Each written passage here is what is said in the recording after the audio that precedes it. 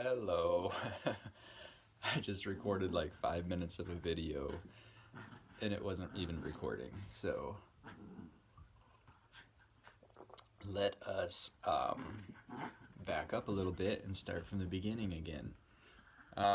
So I've talked in the past couple videos about the ego and the thoughts, the madness, the roommate, all those things that are accumulated over time that want to try to take over our soul temple, and they want to pretend or present an illusion that they are us when in fact they are not us. We are the observer of those things, therefore the observer is actually us. Makes sense? The one deep down inside that watches the madness and watches the thoughts and witnesses all the madness, that's really us. We sit in the seat of consciousness looking at all of that madness, and if we are not conscious, we allow those thoughts to really overcome us and become our identity. But when we choose to become conscious, we can then look at those things for what they really are, which is just an illusion, just thoughts that come and go. Nothing really, just paper tigers. So anyway, today I want to talk about how do you practically deal with those thoughts when they come in, because they're always going to be going, and some of those thoughts are just going to travel right through. No big deal. They're going to come, they're going to go. They're like waves. They just come, they just go. And we observe things all day long like that. Some things just pass right on by. Some things stick though. And I want to talk about those things that stick. The things that maybe bother us, that hit us in our pain body, that strike us in our preferences, our likes and dislikes, and they seem to want to just hold on, and we start to mull over them, and at some point in that mulling, it's like you are like, wait a minute, there's a thought there that's stuck. And hopefully as you practice, you start to become more aware of those kinds of thoughts more quickly. But at first, it might take a little time for you to even become aware, oh, there's a thought that's sticking here, and I'm kind of stressing out over it. I'm feeling anxious about it. I'm angry about something, whatever. There's a thought that I need to deal with in here. So when you come to that point where you recognize you've got this thought that's cycling, you need to actually do something to take care of it. And some of the things that I've been using, I want to share with you in this video. So, the first thing you can do when you become aware of that thought that's hit you and that's stuck there is recognize it's there, and then just make exercise your awareness and realize that you don't want any thought or anything to come into your life and disrupt your peace. So you need to decide to become proactive about that thought. So what you do is you can exercise, you can perform one of a few different exercises to help clear that thought or to deal with it effectively. Two in particular that I find are real-time helpful tools are all about practicing presence. And you can practice, basically it's, all I'm saying is, instead of allowing that thought to bring fear of the future into your life, or regret from the past, or depression, or anything like that, you simply let that thought go by kind of distracting yourself and becoming centered in the presence. That can happen either inside of you or outside of you. So outside of you, in the now, are all of the things that you're basically observing and looking at right here, right now. So, for example, in my present moment right here. I'm going to try to... Where's the thing? Well, I can't seem to shift it, but... So here's like what you see. This is where the camera sits.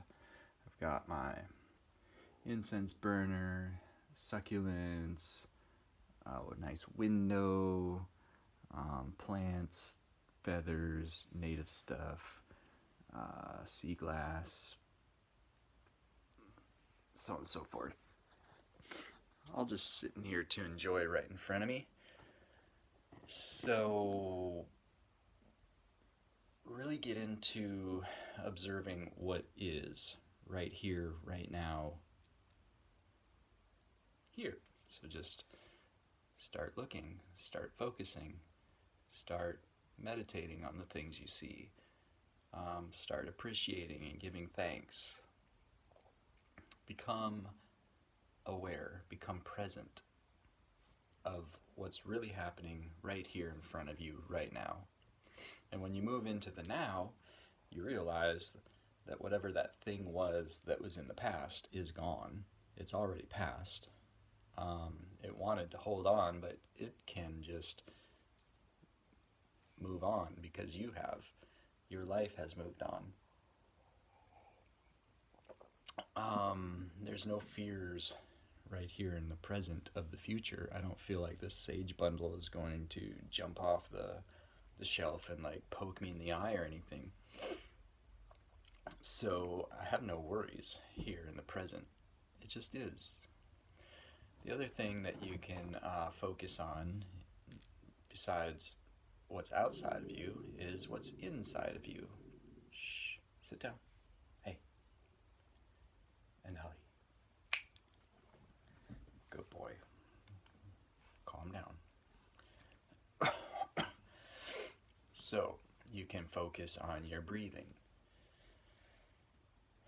You can close your eyes. You can calm yourself and breathe.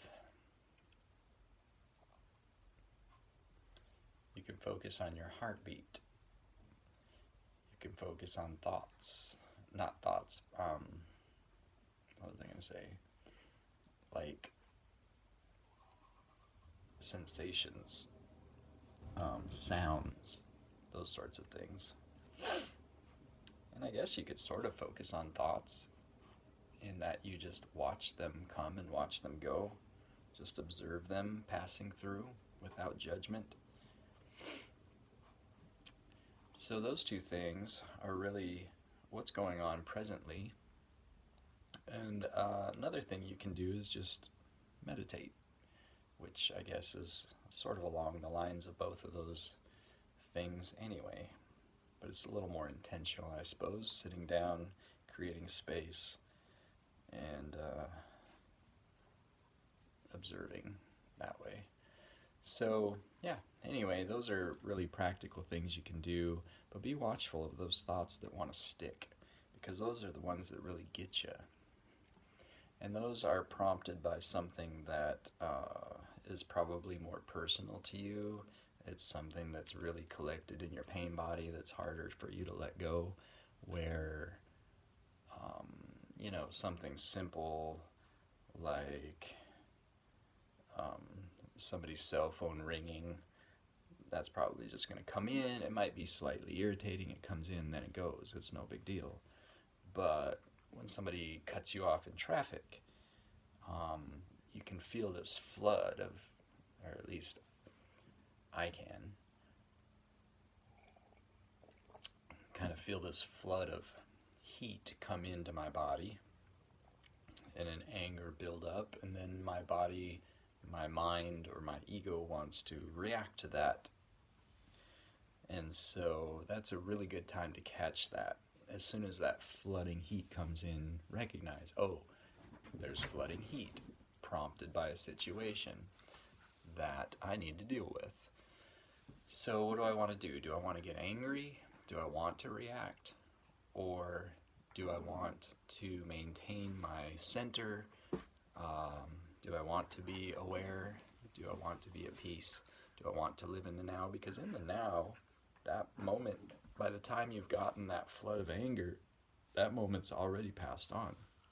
That car is already like down the road or whatever, still in front of you, but they're not cutting you off and cutting you off and cutting you off. It's done. So you can just be like, I'm not gonna let that ruin my conscious living or awareness or whatever you want to call it. And you can decide, and that's really the critical point where you have to make that decision. Which road do you want to go down? The road of ego or the road of consciousness? And instead of focusing on that past event and letting it kind of build inside you, you decide to choose to look at the present moment. You're sitting in a car, you're driving, you're relaxing, it's all good. You take a breath, you feel good inside, and you move on. That's a little idealistic. It doesn't always work that way for me, but sometimes. And more, the